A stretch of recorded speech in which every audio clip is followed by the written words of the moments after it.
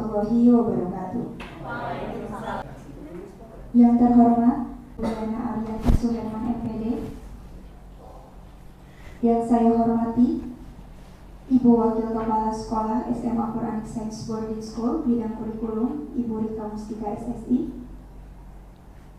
yang saya hormati Wakase Kesiswaan Bapak Rijal Asari SPD, yang saya hormati Bapak Baihaki SPD selaku Wakasek Bidang Humas, dan yang saya hormati rekan-rekan guru hebat semuanya, dan tak lupa narasumber kita hebat Anissa Utami SPD yang akan membawakan materi mengenai budaya positif. Robi Sohli Sodri wa Yasirli Amri wa Hulul Datang Lisani Yafqahu Qawli Amma Ba'du. Saya ucapkan selamat datang kepada Bapak Ibu guru yang hebat yang telah menyempatkan waktunya pada hari ini untuk mendengarkan tentang pentingnya budaya positif di kalangan komunitas guru pada hari ini, Jumat 27 Oktober 2023. Untuk itu, mari kita buka acara ini dengan ucapan basmalah bersama-sama. Bismillahirrahmanirrahim. Untuk itu, kita langsung saja sambut pemateri hebat kita yang akan membacakan atau menyampaikan materi mengenai budaya positif, yaitu Ibu Ima Anissa Utami SPD. Dipersilahkan.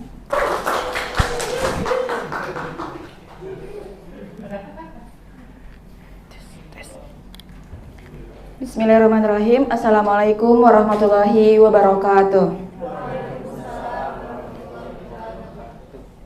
Terima kasih saya ucapkan kepada Bapak Ibu yang menyempatkan waktunya untuk menghadiri acara diseminasi budaya positif. Langsung saja ya Bapak Ibu, tujuan dari adanya diseminasi ini yaitu bertujuan untuk menumbuhkan budaya positif di sekolah dengan meyakini nilai-nilai kebajikan universal serta menciptakan murid yang merdeka dan mempunyai disiplin kuat sesuai profil pelajar Pancasila. Ini adalah beberapa konsep inti budaya positif yang akan kita gali bersama. Di antaranya yaitu disiplin positif, nilai-nilai kebajikan, kemudian motivasi perilaku manusia, kemudian hukuman dan penghargaan, keyakinan kelas, 5 kebutuhan dasar manusia, 5 posisi kontrol, dan segitiga restitusi. Gimana Bapak Ibu, apakah poin-poin tersebut tidak asing di telinga atau memang sudah pernah mendengar sebelumnya? Ya, sebagian ada yang sudah, sebagian juga belum ya. Sama saya juga sebelum mengikuti pendidikan ini ada beberapa yang memang asing di telinga saya. Ya, baiklah, kita langsung saja. Kita awali dengan kegiatan pemantik. Silahkan Bapak Ibu untuk berpasangan. Silahkan cari pasangannya terlebih dahulu. Ya.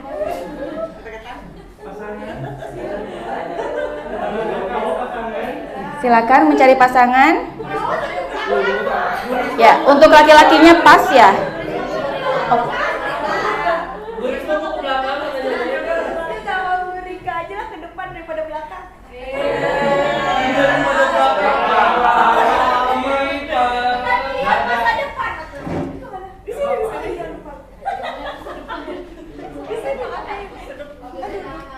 Ya. Sudah berpasangan? Sudah.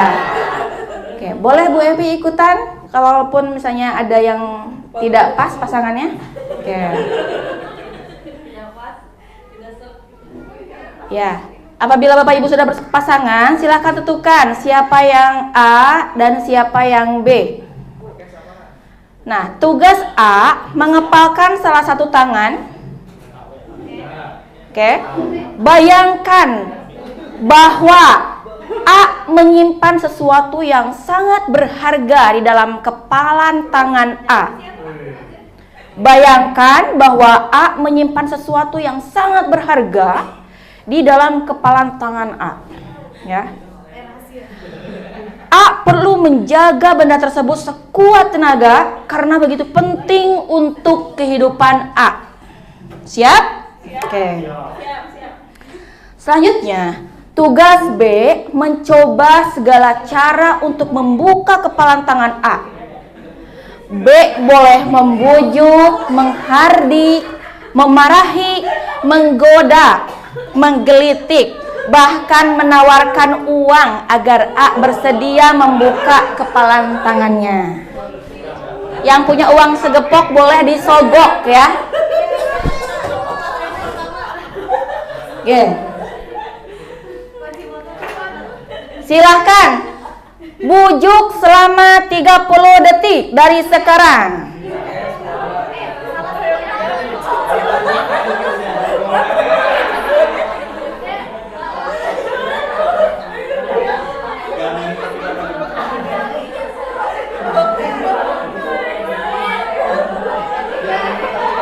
Ya, silakan bujuk.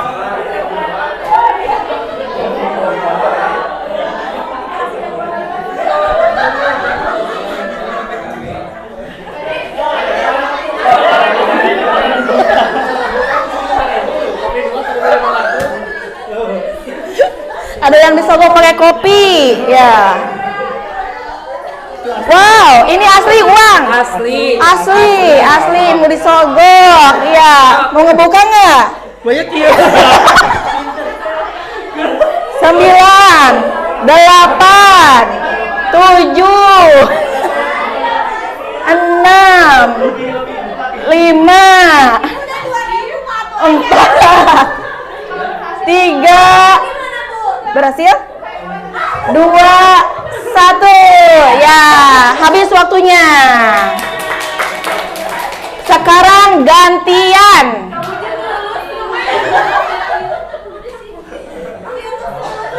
Oh, gantian nggak?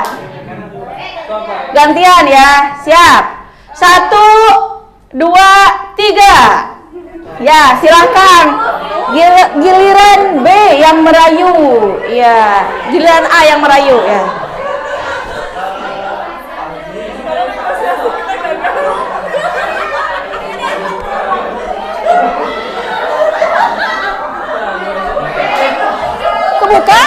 Kebuka. Udah terayu.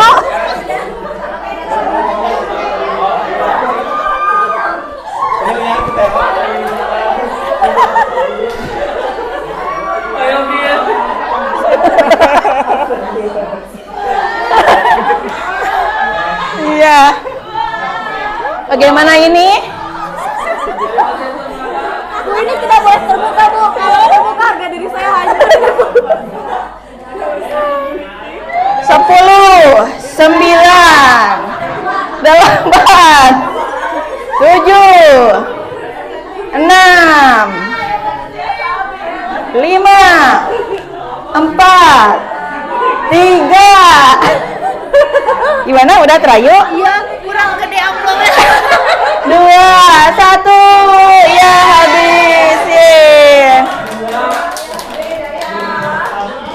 Ya, coba. Gimana? Sudah lemes tangannya? Lumayan lemes ya, memperjuangkan apa yang kita pertahankan gitu ya. Tapi rasanya puas ya, karena kita mampu mempertahankan apa yang kita yakini, betul. Coba saya tanya, apakah A atau B yang membuka kepalan tangan? Mana yang membuka? Yang bisa membuka mana? Ya. Membuka. Oke, boleh diungkapkan kenapa alasannya bisa membuka?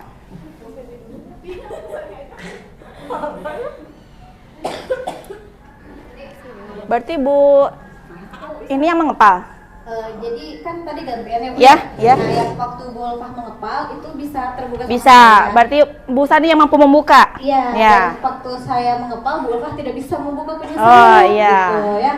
Boleh Mungkin, sampaikan. salah satu alasannya, nggak tahu nih, mungkin tenaga Bu Ulfah tadi sudah terkuras dan Bu Ulfah tuh membayangkan sesuatu yang memang terlalu jauh sebetulnya, Bu. Oh gitu.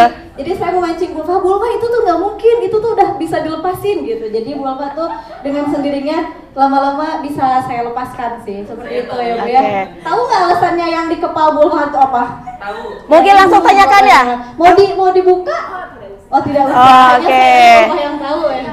Oh gitu. Bu, betul. Baik, terima Terima kasih, kasih. Bu. Atau ada yang mau disampaikan oleh yang membukanya? Yang nanya. Oh, Cukup. Alasannya kenapa bisa membuka? Sadar diri sih seperti Sadar diri. Oke. Tidak menyesal, tidak menyesal. Tidak menyesal. Oke, siapa lagi tadi? Bu Feby ya? Boleh, silakan. Nah, apa kan Bu Feby? Maaf.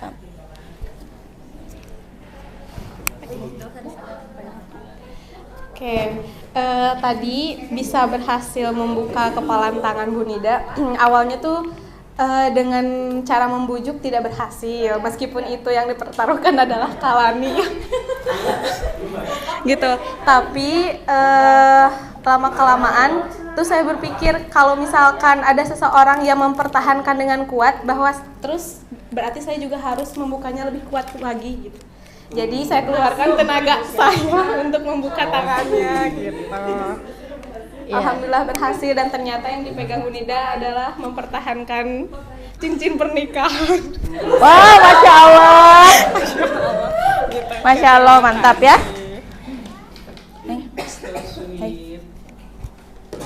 Oke. Terima kasih Bapak Ibu. Tepuk tangan lagi untuk kita semua. Ya. Nah, kira-kira apa kaitannya dengan disiplin? Nah, ketika kita melihat ya apa yang dinyatakan oleh Ki Hajar Dewantara, bahwa untuk menciptakan murid yang merdeka, syarat utamanya adalah harus adanya disiplin yang kuat. Disiplin yang dimaksud adalah disiplin diri yang memiliki motivasi internal. Merdeka artinya tidak hanya terlepas dari perintah, akan tetapi juga cakap buat memerintah diri sendiri. Jadi apa kaitannya dengan kegiatan yang tadi kita lakukan dengan disiplin positif ini? Ada yang mau mengungkapkan, Bapak Ibu? Jadi intinya tadi yang memegang kendali untuk membuka atau tetap mempertahankan apa yang dia pertahankan, tetap tidak membuka kepalanya, itu siapa sebetulnya yang memegang kendalinya? Diri sendiri, betul. Meskipun dirayu-rayu ya, tapi pada akhirnya kita melepas, membuka atau menutup itu tergantung kepada keputusan diri sendiri ya. Jadi pada intinya disiplin positif itu harus berasal dari motivasi internal. Nah, jika kita bandingkan, disiplin biasa itu dikendalikan oleh kontrol eksternal. Contoh, kita mau pakai helm itu kalau ada polisi. Kalau nggak ada polisi ya nggak pakai helm aja gitu ya. Nah, jadi takutnya karena takut ditilang. Nah, tapi ketika kita awalnya dari kesadaran, disiplin positif itu sebetulnya adalah kesadaran internal. Jadi disiplin itu ada disiplin yang biasa, ada yang disiplin positif. Disiplin positif itu berasal dari kesadaran internal. Contoh, ketika kita memakai helm, itu karena kita sadar bahwa menggunakan helm itu adalah melindungi diri kita, bukan karena takut polisi. Nah, disiplin biasanya fokus pada perilaku. Padahal seharusnya fokus pada akar perilaku, yaitu keyakinan karakter. Jadi kita selalu fokus, pokoknya si anak harus tepat waktu, pokoknya siswa kita harus rajin, pokoknya siswa kita harus menggunakan seragam yang pas gitu, menaati tata tertib. Nah, tapi kita tidak mencari akar permasalahannya. Kenapa siswa-siswa kita melanggar peraturan-peraturan yang sudah disepakati. Nah, kemudian disiplin biasa juga itu dibuat oleh yang berkuasa. Apakah selama ini siswa-siswa kita diberi kesempatan oleh kita untuk membuat peraturan atau tata tertib? Diberi kesempatan tidak? Diberi kesempatan? Apakah langsung dari sekolah tata tertib itu munculnya? Yang membuat tata tertib siapa? Apakah sekolah saja atau bersama-sama? Sekolah saja ya selama ini. Kemudian ketaatan yang dilaksanakan oleh siswa biasanya adalah jangka pendek. Kenapa jangka pendek? Karena ada motivasi eksternal, karena takut hukuman, karena takut parijal, gitu ya. Nah, kemudian guru itu seolah-olah perannya itu sebagai polisi atau hakim yang menghukum dan menghakimi. Sedangkan disiplin positif itu dikendalikan oleh kesadaran internal tentang adanya konsekuensi logis dari setiap tindakan. Kemudian peraturan yang dibuat pun bersama-sama ya, sehingga memiliki ownership atau kepemilikan terhadap peraturan. Jadi sebaiknya siswa itu diajak untuk bersama-sama membuat peraturan tersebut sehingga mereka ada rasa kepemilikan. Sehingga ketika ada pelanggaran, mereka bukan melanggar tata tertib sekolah, tapi sudah melanggar keyakinan diri mereka sendiri.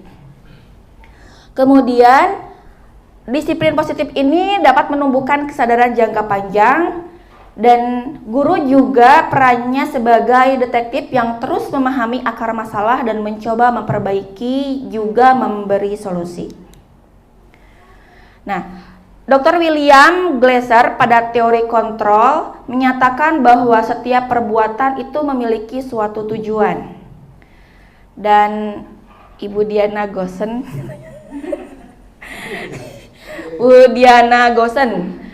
mengemukakan bahwa dengan mengaitkan nilai-nilai kebajikan yang diyakini seseorang, maka motivasi intrinsiknya akan terbangun sehingga menggerakkan motivasi dari dalam untuk dapat mencapai tujuan mulia yang diinginkan.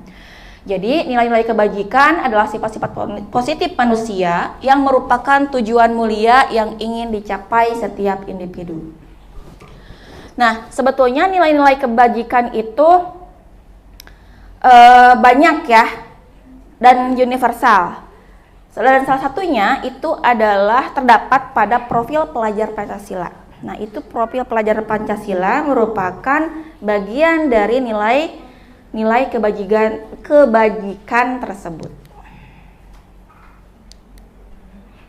Nah, berdasarkan standar pendidikan nasional bahwa tujuan mulia dari penerapan disiplin positif ini adalah agar terbentuk murid-murid yang berkarakter, berdisiplin, santun, jujur, peduli, bertanggung jawab, dan merupakan pembelajar sepanjang hayat sesuai dengan standar kompetensi lulusan yang diharapkan. Jadi Bapak Ibu, ini yang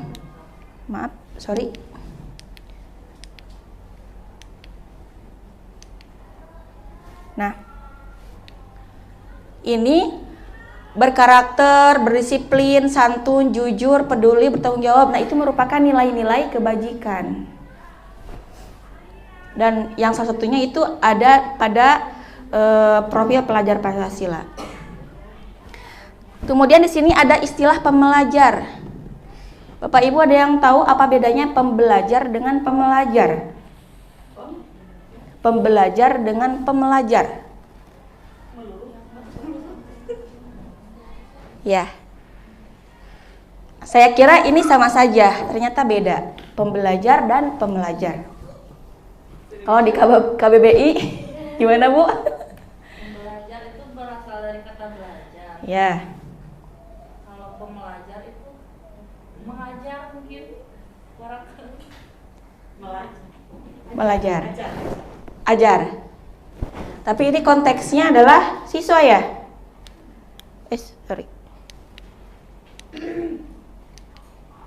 Ya, nanti bisa dilihat ya di KBBI apa bedanya pembelajar dan pembelajar. Kemudian motivasi perilaku manusia. Nah, yang pertama yaitu menghindari ketidaknyamanan atau hukuman. Biasanya terbersit pertanyaan pada benak itu, apa yang akan terjadi apabila saya tidak melakukannya? Contoh misalnya, hari Senin harus upacara. Terbesitlah dalam diri siswa, gimana ya jadinya kalau saya tidak mengikuti upacara? Asieun takut dihukum, takut dipanggil sama Pak Rizal atau Bu Diana misalnya. Itu pasti ada terbesit seperti itu. Kemudian yang kedua, untuk mendapatkan imbalan atau penghargaan dari orang lain. Biasanya terbersit dalam benak, apa yang akan saya dapatkan apabila saya melakukannya.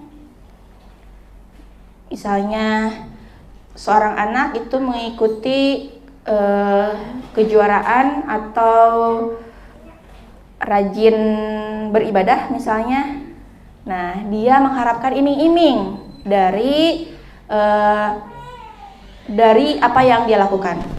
Kemudian untuk menjadi orang yang mereka inginkan dan menghargai diri sendiri dengan nilai-nilai yang mereka percayai. Nah, biasanya yang terbersit dalam benaknya itu adalah akan menjadi orang yang seperti apa apabila saya melakukannya. Berarti, kalau saya melakukannya berarti nanti saya akan menjadi orang yang jujur.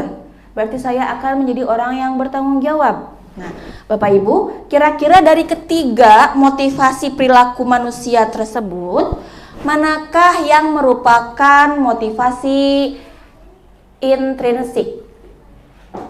Yang ke satu, kedua, atau ketiga?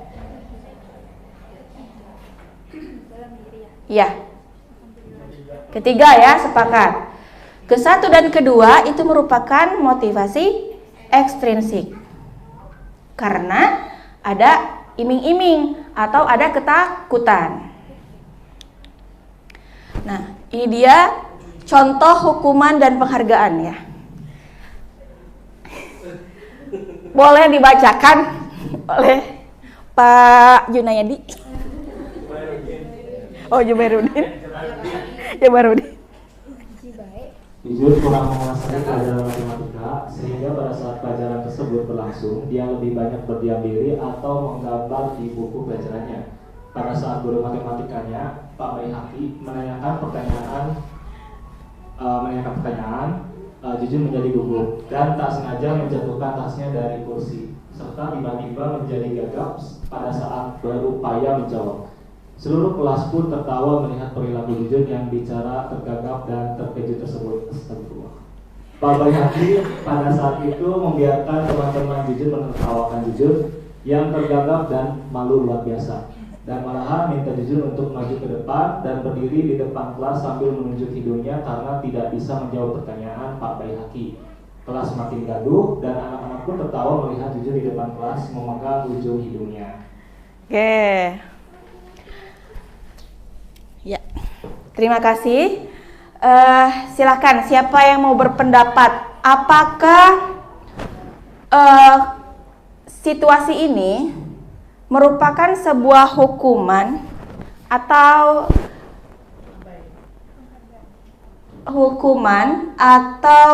konsekuensi? Hukuman atau konsekuensi? Mau menjawab?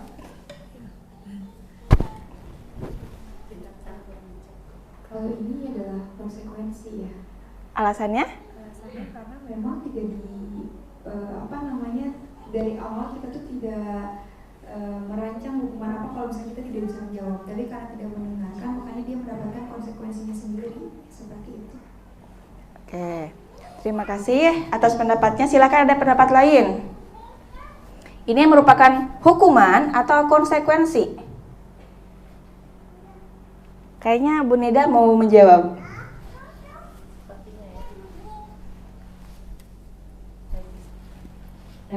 Baik, bismillah. Menurut saya sepertinya ya ini merupakan hukuman. Mengapa hukuman? Karena sudut pandangnya itu ada pada siswa kalau saya ya. Hukuman itu berarti jika kita tidak mengerjakan sesuatu, kemudian guru tuh menghukumnya gitu dengan salah satu hal lain yang harus dia kerjakan. Kalau bisa juga ini disebut dengan konsekuensi, tapi jika misalnya hanya diceritakannya itu si siswa itu tidak kalau misalnya siswa hanya menggambar, berarti konsekuensinya dia tidak bisa matematika gitu. Ya. Terima kasih atas jawabannya. Bagaimana Bapak Ibu? Jadi ini merupakan hukuman atau konsekuensi? Mungkin untuk lebih meyakini kita lihat slide berikutnya. Oh, sorry. Jadi Pak Seno ya? Saya tidak mengeditnya ternyata. Oke. Jadi Bapak Ibu setuju tidak dengan tindakan Pak Baihaqi? Terhadap Jujun? Setuju tidak? Tidak. Kurang setuju ya? Sepakat. Oke. Nah, untuk menjawab apakah itu merupakan hukuman atau konsekuensi, di sini sebetulnya ya. Oke. Jadi Bapak Ibu, yang namanya konsekuensi itu ada sebelumnya itu ada komitmen antara siswa dan guru. Betul tadi apa yang dikatakan oleh Bu Nida, bahwa itu akan menjadi sebuah konsekuensi jika konteksnya adalah si siswa berarti tidak bisa matematika. Nah, itu merupakan konsekuensi, betul. Tapi dengan tindakan Pak Baihaqi yang menyuruh Jujun untuk berada di depan dan memegang hidungnya, itu merupakan sebuah hukuman gitu. Jadi hukuman itu bersifat memaksa, kemudian memberikan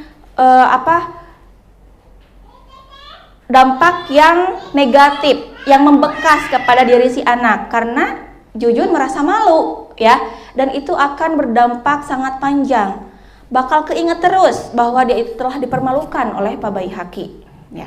Sepakat ya? Oke.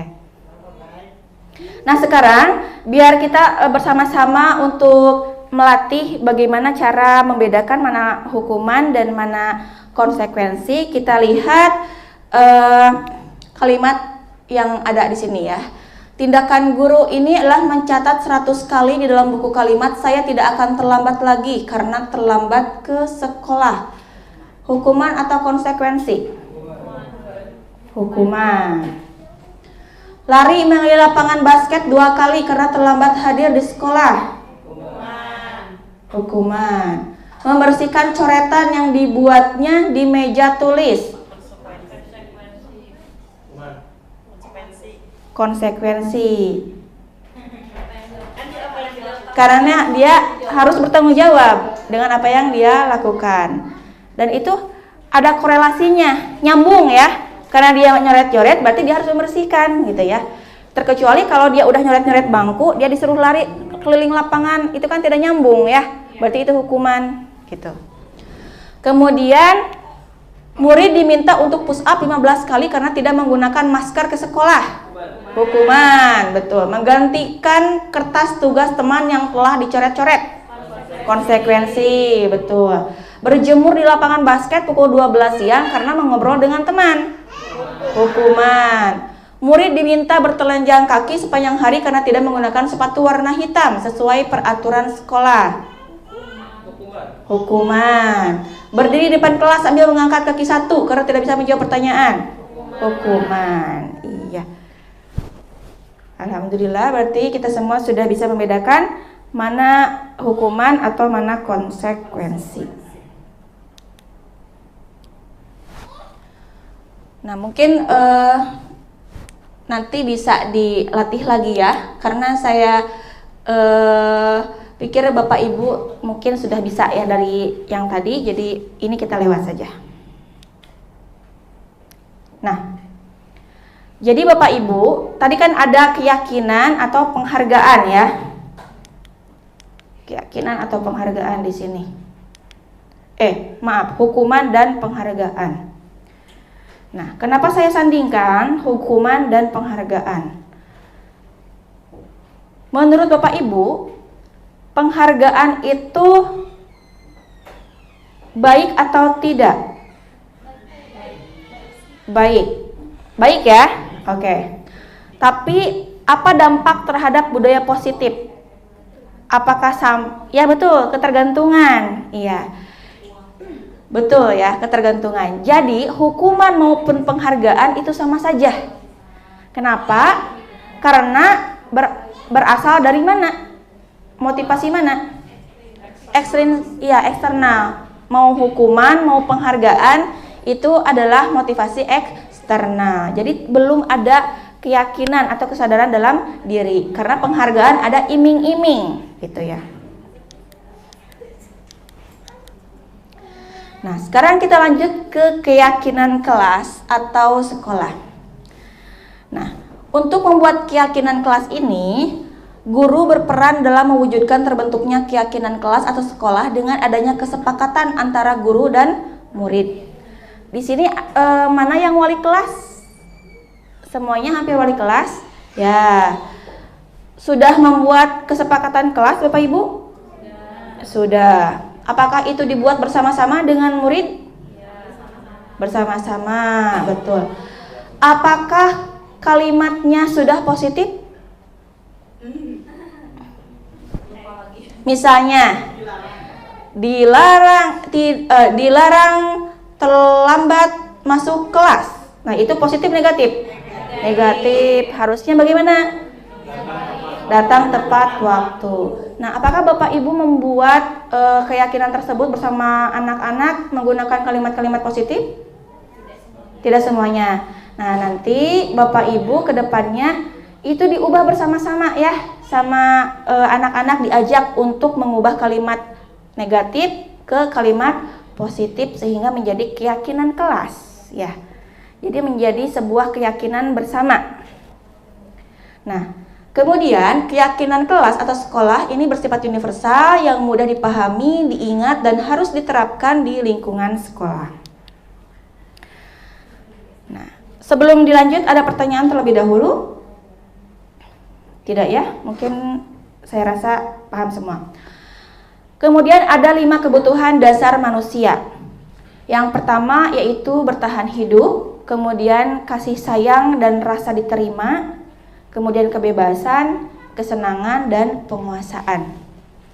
Ketika Bapak Ibu menemukan siswa kita yang melanggar peraturan, biasanya kita menyalahkan anak tersebut.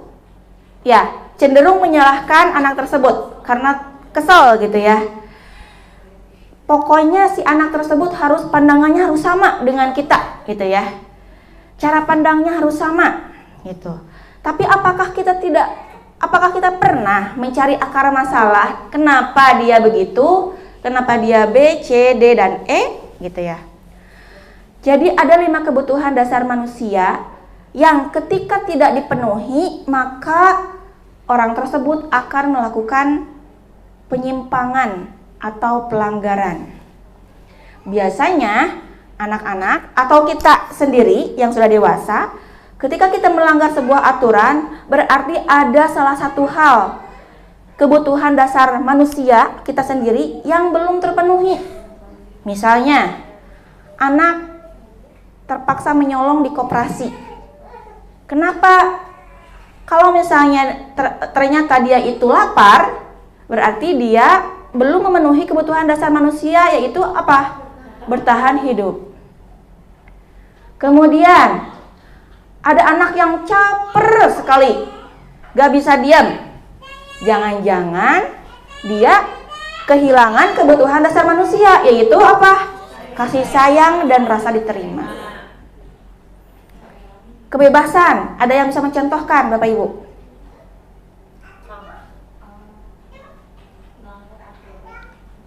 Ya, melanggar aturan bisa ya, melanggar aturan. Karena dia kehilangan kebutuhan dasar manusianya, yaitu kebebasan. Karena dia merasa tertekan.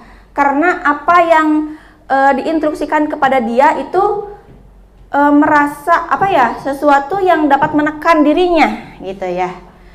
Kemudian kesenangan. Apa kesenangan? Bisa mencontohkan? Ya, betul. Ada anak yang cita-citanya ingin menjadi pelukis misalnya atau penari tapi dilarang sama orang tuanya harus masuk IPA dan menjadi profesor misalnya. Nah, akhirnya dia kehilangan jati dirinya dan melakukan hal-hal yang tidak diinginkan, berarti dia itu telah kehilangan kebutuhan dasar manusianya, yaitu kesenangan. Selanjutnya penguasaan apa? Kira-kira? Ya, betul. Dia tidak pernah didengar misalnya. Dia tidak punya tidak punya suara, tidak pernah diakui, ya gitu ya, sehingga dia kehilangan kebutuhan dasar manusia dalam hal penguasaan, seperti itu. Jadi inilah hal-hal yang harus kita pahami, yang harus kita telaah awal mula mencari akar permasalahan kenapa siswa-siswa kita melakukan pelanggaran. Nah, tadi posisi sebagai siswa ya. Sekarang posisi kontrol seorang guru. Itu ada sebagai penghukum, pembuat merasa bersalah, teman, pemantau atau manajer. Biasanya yang Bapak Ibu lakukan selama ini, apakah sebagai penghukum? Pernah menjadi sebagai penghukum Bapak Ibu? Pernah. Pembuat merasa bersalah? Misalnya, Jujun kamu jangan telat lagi, ibu kan nanti takut ditegur sama Bu Rika misalnya, takut ditegur sama Bu Diana, jangan kayak gitu lagi ya, misalnya gitu ya. Ibu capek ngurusin kamu terus. Nah, itu pembuat merasa bersalah gitu ya. Kemudian teman, pernah menjadi seorang teman tapi anak jadi malah ngelunjak ya efeknya gitu. Sering? Pernah. Kemudian pemantau. Setiap hari memantau ya, sering. Manajer. Sering? Atau kadang-kadang? Iya. Maybe.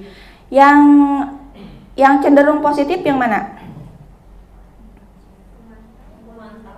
Pemantau dan manajer. Manajer yang paling baik ya. Manajer itu posisi yang paling baik, posisi kontrol seorang guru yang paling baik. Untuk teman itu ada sisi positifnya, ada sisi negatifnya. Tapi kita harus memiliki batasan ya. Kalau untuk teman boleh posisi kontrol sebagai teman, tapi harus ada batasan. Nah, ini dia segitiga restitusi. Apakah sebelumnya Bapak Ibu pernah mendengar segitiga restitusi? Susah sekali itu Belum. Ya. Guru yang berperan sebagai manajer menggunakan segitiga restitusi dalam penyelesaian masalah. Tahapan restitusi yaitu menstabilkan identitas. Jadi ada 3 tahapan Bapak Ibu. Yang pertama menstabilkan identitas, kemudian yang kedua memvalidasi tindakan yang salah, dan menanyakan keyakinan. Tujuannya adalah untuk mewujudkan siswa yang bertanggung jawab dan mandiri. Sebelum lanjut, saya akan menampilkan dulu PPT sebelumnya. Ini tentang segitiga restitusi. Skenario segitiga restitusi. Restitusi adalah proses menciptakan kondisi bagi murid untuk memperbaiki kesalahan mereka, sehingga mereka bisa kembali kepada kelompok mereka dengan karakter yang lebih kuat. Restitusi membantu murid menjadi lebih memiliki tujuan, disiplin positif, dan memulihkan dirinya setelah berbuat salah. Restitusi bukan untuk menebus kesalahan, namun untuk belajar dari kesalahan. Apa itu akan dilaksanakan besok, Bu? Semoga nanti kamu akan selalu menjadi anak yang selalu menaati peraturan sekolah, dan semoga juga kamu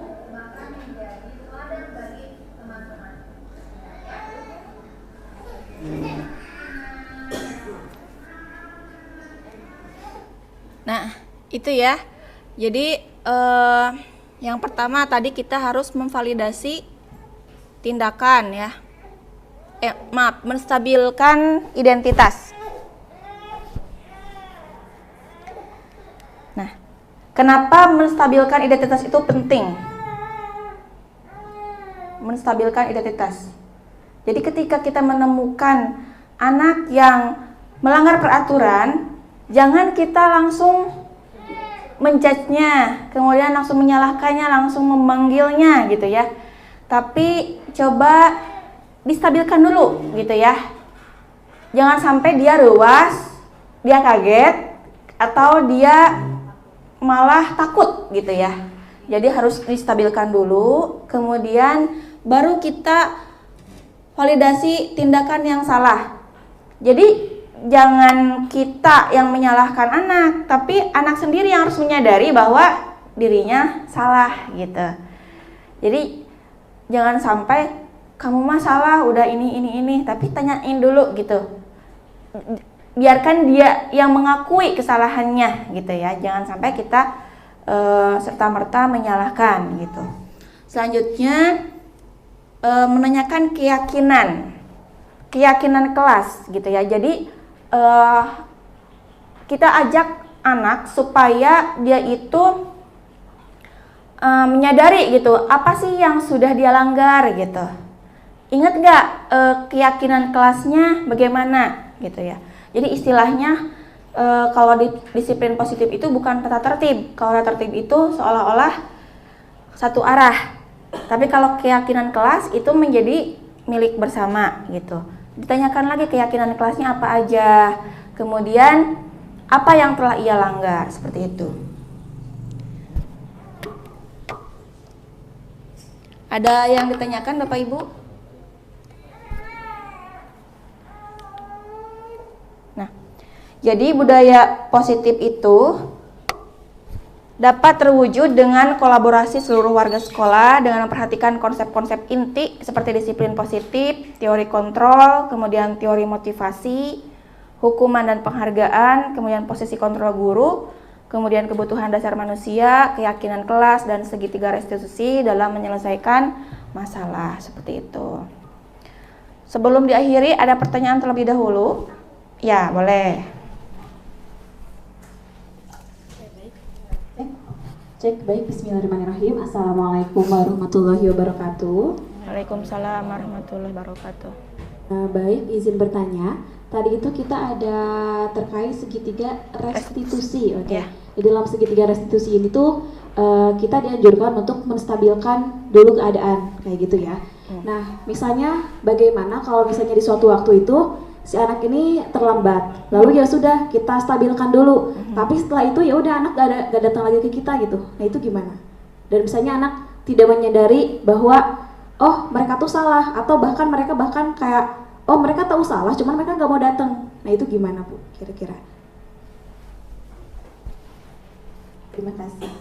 Ya. Ya, jika kita itu udah dipanggil belum? Sudah pernah dipanggil tapi Bu, misalnya belum. Nah itu juga dia datang yang skenario yang tadi itu datang karena memang sudah dipanggil, tapi tidak di depan umum. Nanti misalnya kalau udah selesai belajarnya temui ibu ya, misalnya gitu ya. Tapi jangan dulu disebutkan mau ngapain gitu ya, pokoknya temui ibu gitu. Dan kita melakukan pendekatan yang tepat gitu untuk anak. Ya, ada lagi yang mau ditanyakan terkait budaya positif ini? Ya, boleh.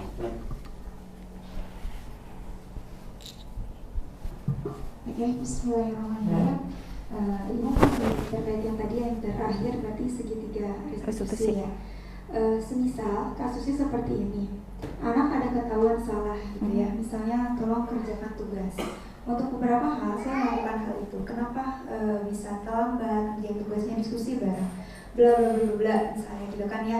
Oh ya udah, dari situ kan berarti saya juga memahami, kondisi anak juga bisa memahami. Nah kita dapat kesimpulan berarti untuk kali ini memang ibu maafkan.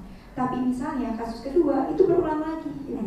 Jadi dia tidak komitmen. Nah, wajar nggak seorang guru di situ menjadi seorang penghukum? Gitu kan? Tadi ada konteksnya guru itu banyak ya. Pantas nggak kalau misalnya nanti pada saat terus kasus-kasus yang berulang, nah di situ tindakan guru sebagai penghukum, karena kita telah melakukan segitiga restitusi, tapi anak masih melakukan hal yang sama. Nah, seperti itu bagaimana? Oke. Nah, berarti kalau kasusnya demikian, berarti anak tersebut belum memahami, belum mendapatkan motivasi di dalam dirinya, belum dapat motivasi intrinsiknya gitu ya. Jadi mungkin dia masih ada rasa takut karena ada rasa takut sama Bu Risma misalnya atau yang lainnya. Dan itu akar permasalahannya harus kita gali gitu ya, sampai akarnya sampai dapet gitu ya. Kenapa dia seperti itu? Nah, mungkin itu belum tergali ya, belum tergali secara maksimal. Nah, apabila misalnya ibu sebagai manusia ya, kita ada batas kesabaran, boleh nggak misalnya menghukum? Nah, menghukum justru memang sudah tidak tepat ya. Paling yang kita lakukan adalah adanya konsekuensi yang tadi. Ya, jadi di awal disepakati kalau kamu melakukan pelanggaran ini lagi, berarti konsekuensinya adalah A, B, C.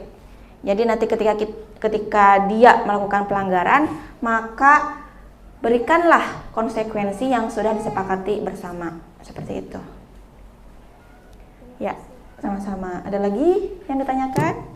Mungkin ini sudah cukup ya, sudah menunjukkan pukul 2 dan kita semua ada agenda berikutnya lagi. Ya, kalau tidak ada yang ditanyakan lagi, Bapak Ibu mohon maaf atas segala kekurangannya. Saya sangat berterima kasih dan mengapresiasi atas respon yang sangat luar biasa dari Bapak Ibu hebat ini. Semoga kedepannya kita menjadi manajer yang tepat untuk anak-anak kita agar budaya positif ini tertanam di sekolah kita, khususnya di KSBS. Amin ya rabbal alamin. Ya, terima kasih Bapak Ibu. Akhirul kalam, alhamdulillahirabbil alamin. Subhanakallahumma bihamdika asyhadu an la ilaha anta astaghfiruka wa atubu ilaik. Assalamualaikum warahmatullahi wabarakatuh.